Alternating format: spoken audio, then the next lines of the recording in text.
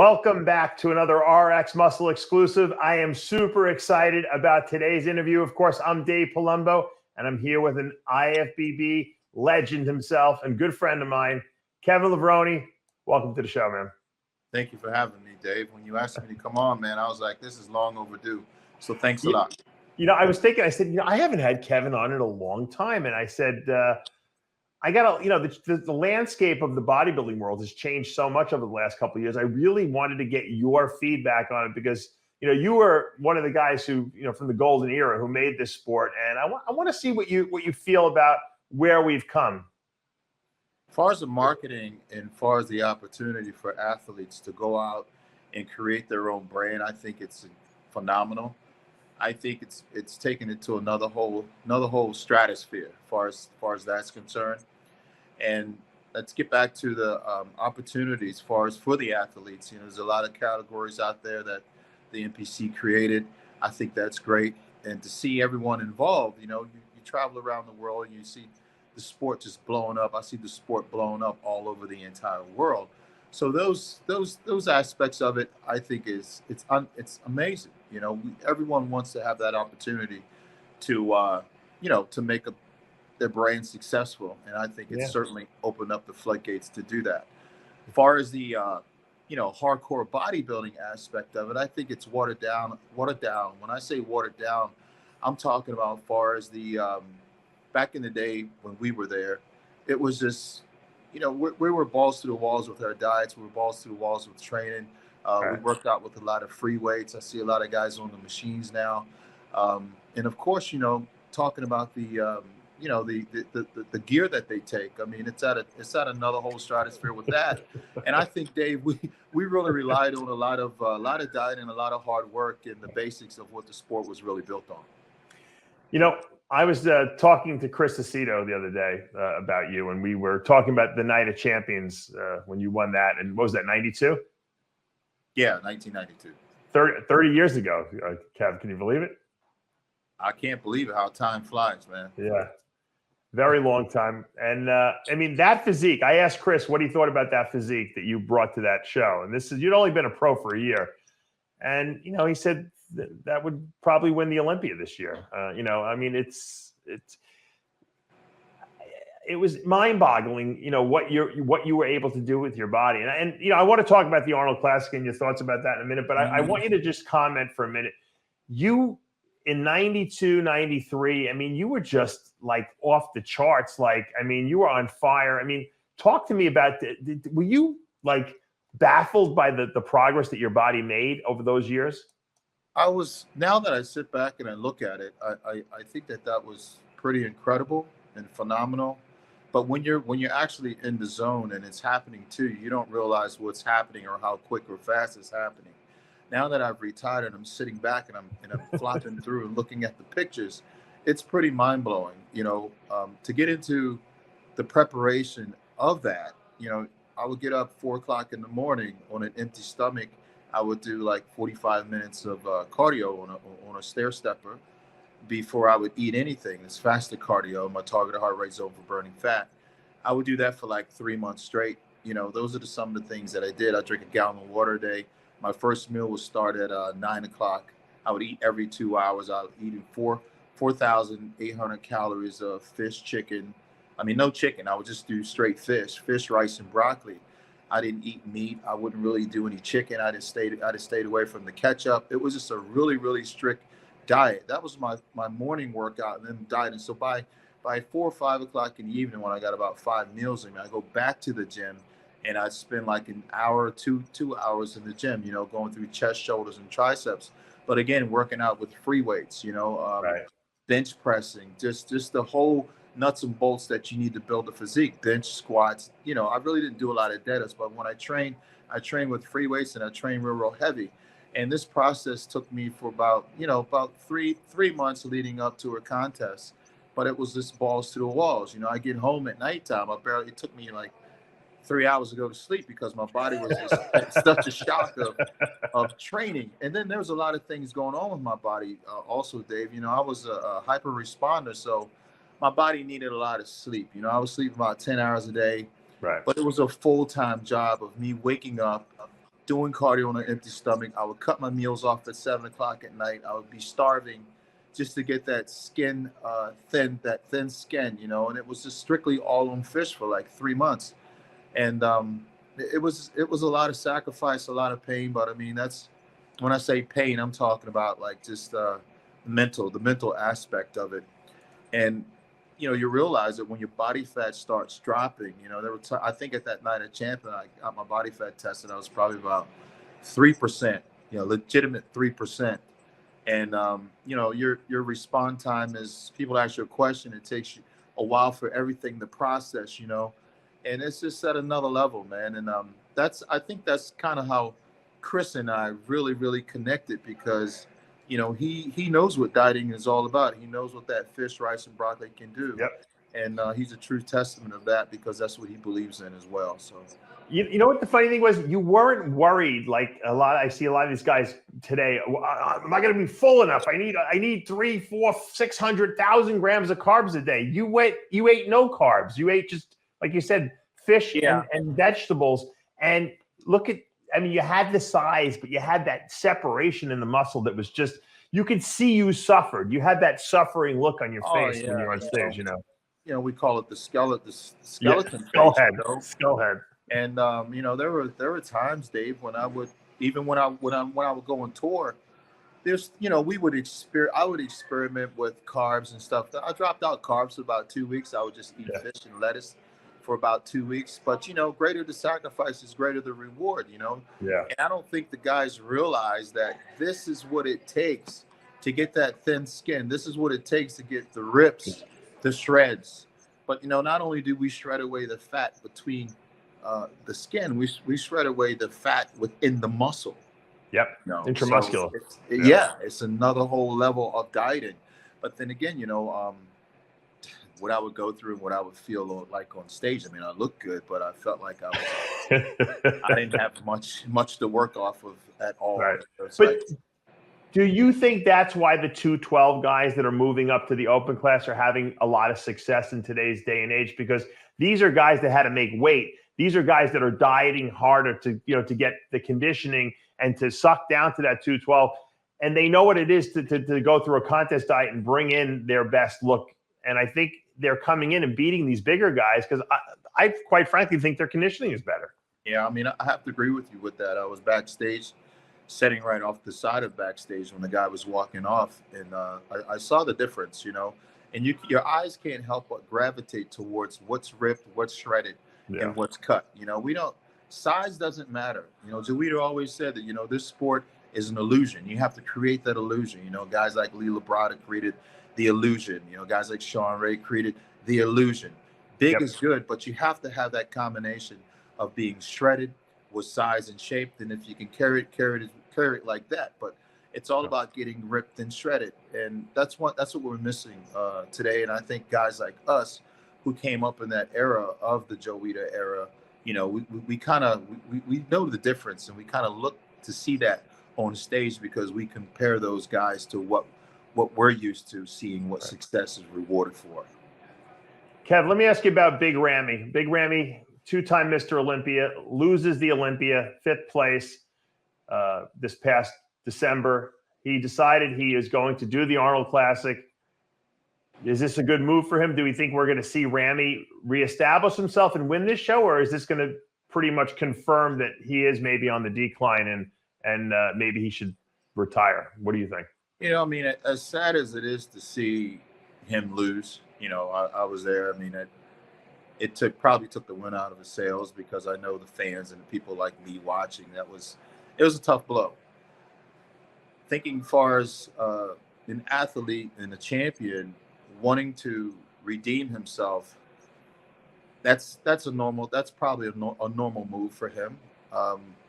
Who can say what the future will bring for him? You know, we can sit back and we can say, well, you know, he can't do this or this can't be done. I mean, he's still young, I believe. He's still young.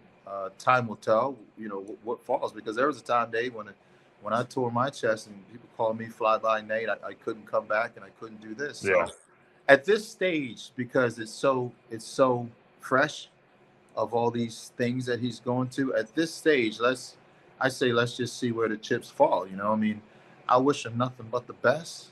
And Yeah. if he doesn't go in there and win this Arnold Classic, then I can't say that it's over for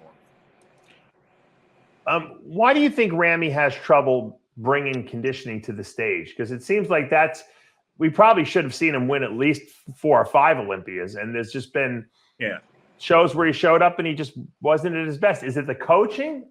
I can't believe it's the coaching, or is it the person that's not willing to suffer? I mean, what do you think? Knowing Ramy and knowing his personality, and I've sit down and I've talked with him, he's not as crazy. He's not as crazy as somebody like you. You know? I mean, I'm gonna put it to you straight. You gotta be half crazy. You know what I mean? To take it to that edge and just say, you know what? I don't give a shit what happens. I'm gonna put my life on the line for the show. I've certainly felt like that, and I've certainly did that a lot of times. I don't think he has the balls and the guts to even take it to that place to where he needs to say, you know what? No matter what happens, I'm going to take it and get ripped and get shredded. You know, I just don't think it's in his DNA. It's an, you know, no one's, really brought that up. That's an interesting point that you make. Give me your take on, Arnold Schwarzenegger raising the prize money at the Arnold to $300,000 and the response from the athletes, which was seeing a lot of guys jumping into the show. And what's your take on that? I think the guys see that as an opportunity to certainly make money.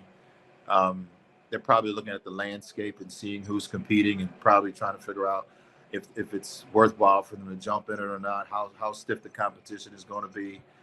I think it's a good move. I think they should go out there and make the money. I mean, it's all about, what's the point of being a professional if you're not going to get in shape and compete? And it's all about getting on stage, using your physique as a business, because this is a business. You can't get all emotional and try to duck shows and run out of a show because there's competition. Get out there where the competition is, see how good you are.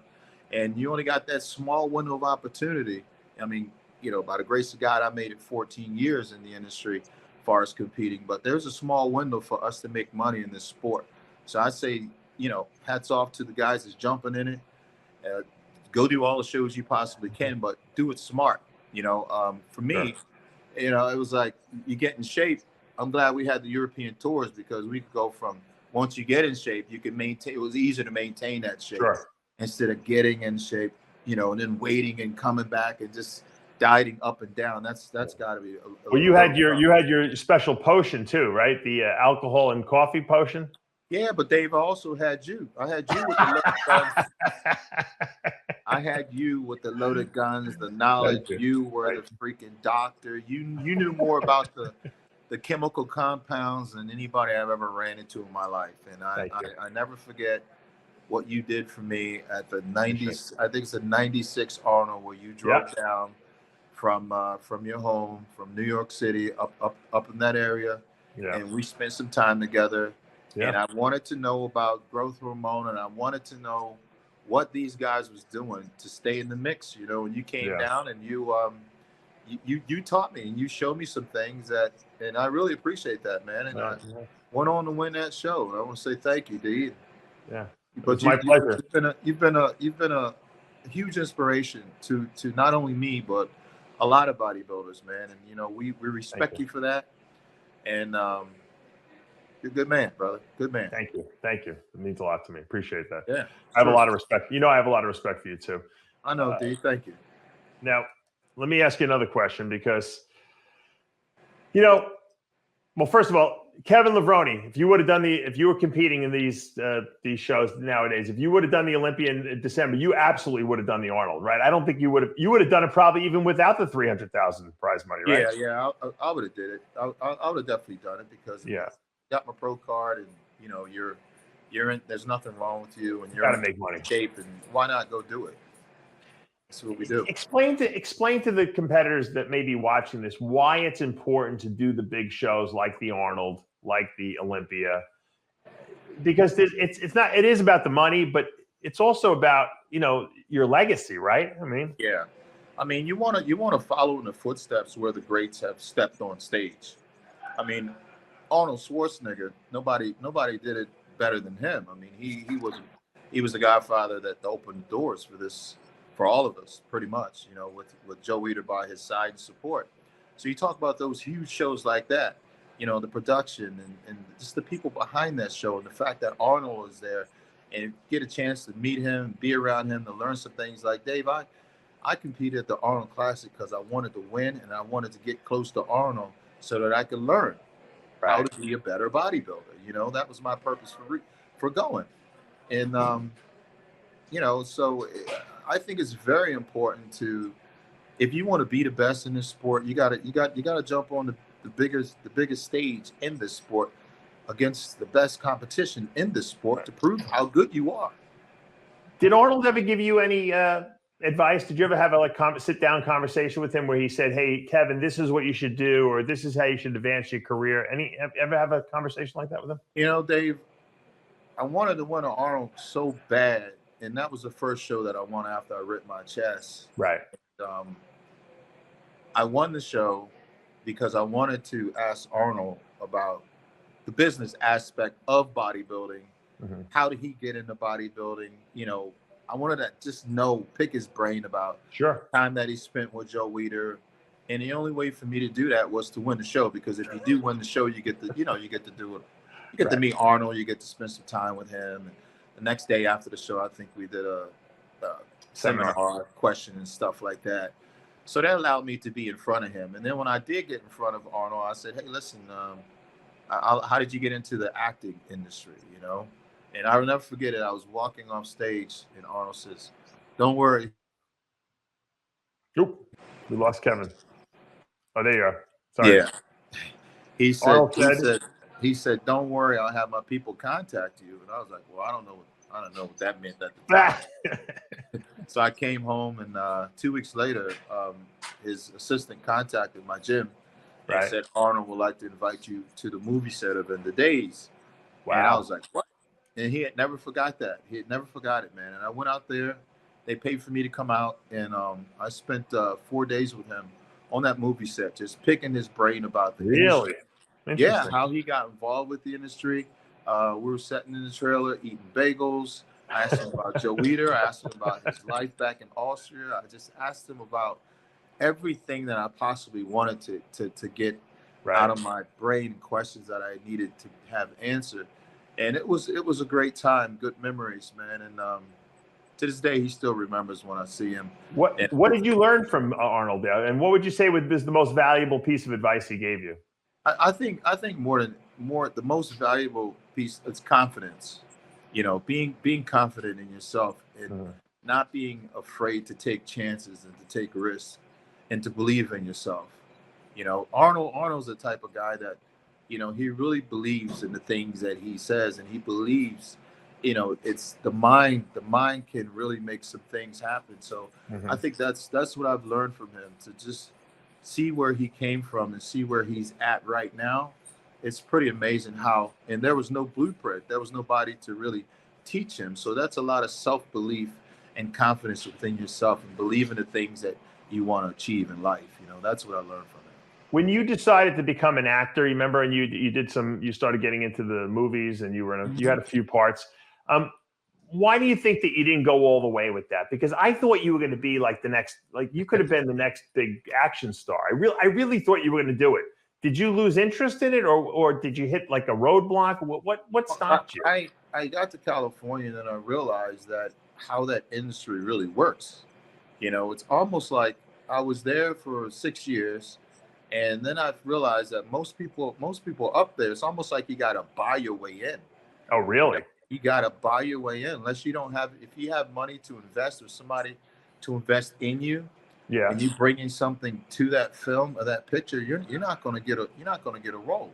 And if you think back and you look back at, you know, how Arnold got in, I think Joe Weider had a lot to do with that, because Joe Weider had the exposure of the magazine. So Weider was able to say, "Hey, listen, you know, if you put Arnold here, I can bring more exposure to your movie throughout the whole entire world with the magazine." So there's a lot at that level of bargaining. You know, why would they bring Kevin Levrone in? Like, what is he bringing besides, you know what I mean? So you got to, like, if you got pockets, if you got deep pockets, then you can put money up and and create your own film and all that stuff in California. But if you don't, Yeah. you're going to be cold calling. And I think the other way to get in is, what we know is the couch calls. You know what I mean? So What did you ever reach out to Arnold to try to help you get into Hollywood, or was that something? Arnold gave me the books. Arnold told me to go out and buy these books. He told me to take acting lessons from Milton Marcellus, and I did all those things. He also hooked me up with Walter Von Huny. I did every single thing that Arnold told me to, and of course, it got me into a few pictures. I mean, I was in maybe about 3 or 4 movies and stuff. But once I realized that, what it take to get to the next level, I just was like, you know what, my son is turning 3.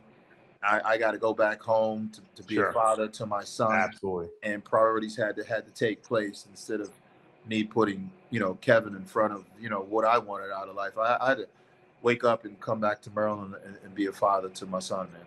Look, you probably made the right decision in the long run because, you're doing very well now with the supplement company. And, sometimes we have to put our egos aside. I always tell people, thank God, and I'm sure you feel the same way, I didn't have a child while I was actually competing because I would have been the worst dad of all time. I was able to now that I'm not competing, be a great father to my kids because I'm there for them, Yeah. You're a good dad, man. I see what you're doing, Dave. And, like I said, man, you're a role model to a lot of us, behind we don't recognize how many people's lives that we actually touch. And I see what you're doing, man. And also know that you have a challenge, or you have surgery coming up and all that stuff. Yeah. Praying for you, man. We're all praying for you, brother. Wishing you a speedy recovery. I hope you got my text that I sent you. When I said that. Yeah. I appreciate it. If you ever need anything, man, I'm here for you, here for your family, because you've always been there for me. So thank you so much. Appreciate it. If I drop dead, support my family for the right. No, I'm just kidding. Kev, I want to ask you, I want to go back to the Arnold for a second because there's a couple of bodybuilders I just want to get your opinion on because, Andrew Jack is a new guy on the block. He's only been competing for a year. Kind of reminds me of the Ronnie Coleman story. Ronnie came out of nowhere, got his pro card the first year. Actually, got his pro card the same year you won the Nationals because he went to the World Championships. He was all natural. The next thing you know, the guy's a pro. Do you see any similarities between an Andrew Jack and a Ronnie Coleman, and what do you think his potential is moving forward? Shape. I think shape. And what was his age though, Dave? How old is he? He's a little older, I think, but he started late, So Ronnie started a little later too than everyone else, Yeah. I think I don't know how his training approach is, but definitely shape, man. I mean, he's training with Psycho Lewis now, who was training Sean Roden now out in California. He moved from Dubai to California. He's training with him every day. He's actually living in Psycho Lewis's house. So I think that's a good move on his part. I think it is too. I mean, there's a lot of factors that go in to play. You talk about Ronnie Coleman. Ronnie Coleman turned pro when he was all natural. Competed on stage and he was all natural. I don't know how many guys are doing that nowadays. No, very few. Yeah, definitely.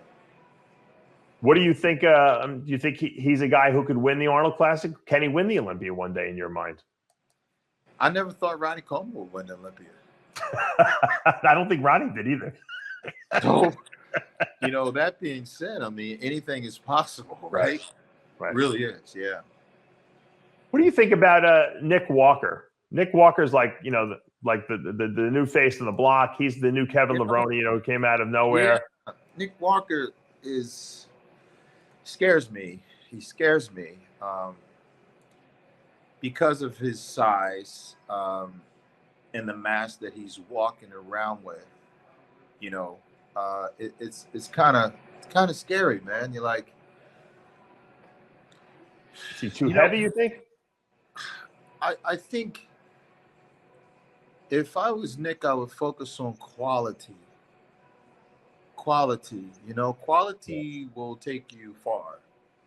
He doesn't need to be any bigger. Just tone it down, get ripped, get shredded. Try to take what you have, the physique you have, and just get it top-notch quality. Size isn't everything, and size is okay when you're ripped to the bone, and you know, you got to be careful to where he doesn't spill over. You know. You don't think, in other words, you think bigger might make his shape worse, is what you're really trying to say. Yeah. I think that's for sure what will happen. You know, quality. So my advice to Nick is just focus on quality, man. You have enough size, just bring it in ripped, bring it in shredded. Trust me, bodybuilding's an illusion. Yeah. And one more person I wanted to get your opinion on, because also another guy who is Ronnie Coleman is reminiscent of that. Samson Dowda, who's been obviously making some leaps and bounds of the improvements he's made over the last 3 years are incredible. He's got the big, tall structure, small waist. What do you like about him? What needs improvement in your mind? I would like to see just the quality, as far as the more separation, Dave. Conditioning, pretty much. Yeah, conditioning, man. I think these guys just focus on conditioning. You know, bring in. Oops, sorry. Yeah. Go ahead. He looks good. He looks good, and I remember I saw him when I was over in Dubai. Yeah. And just the conditioning, man. He's got small, tiny waist and everything. He looks good. Just the conditioning. Bring that conditioning.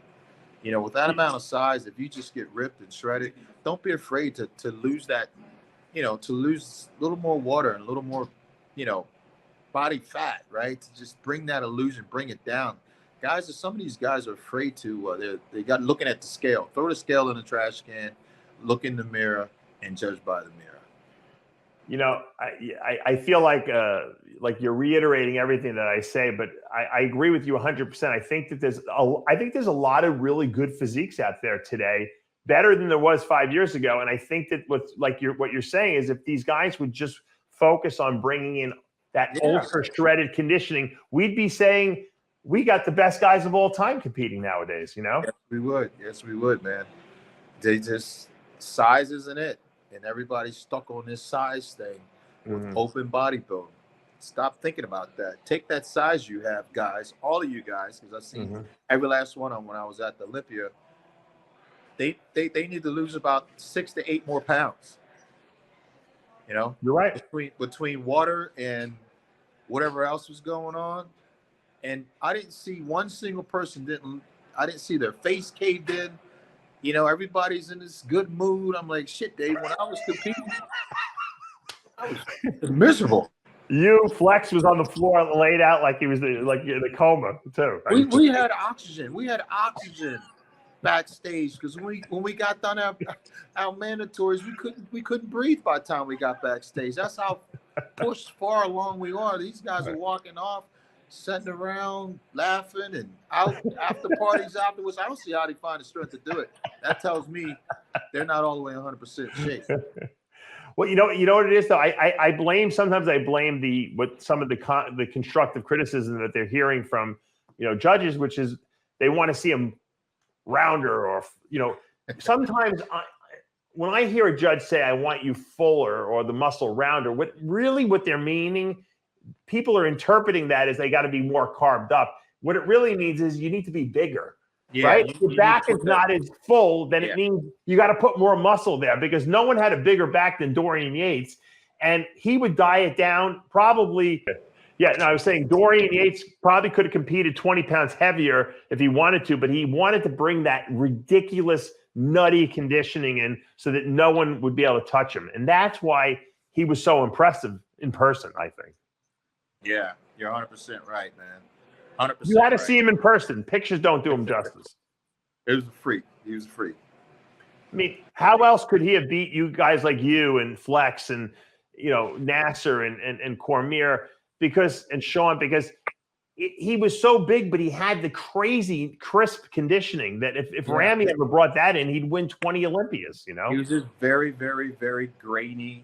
Yeah. He was hardcore. He was tough. He was rough. He came to just destroy people. His personality exuberated on stage. You just couldn't stand next to him. I mean, there was no weaknesses in Dorier's personality, no weakness in his presentation, no weakness in his training. You know, he just wasn't soft. He was a hardcore badass dude, man. Yeah. You know, I mean, that's why we call him the Shadow. And he'd get over there, get backstage. He wouldn't talk. He was just brutal. He was just a badass, brutal guy to even shake and rattle on stage. He wouldn't smile nowhere. You never see him backstage smiling. His face would always be caved in. He just came to freaking kick your ass, take that title, prove a point, and go back home. Go back. Yeah, go back. So I know you're not a predictions guy. Who do you have for the Arnold Classic? Who do you like to win the show? I'm not going to call that one right now, Dave. All right. I'm gonna let the chips fall where they are. I got to. You know what I mean? Will you be there? Yeah.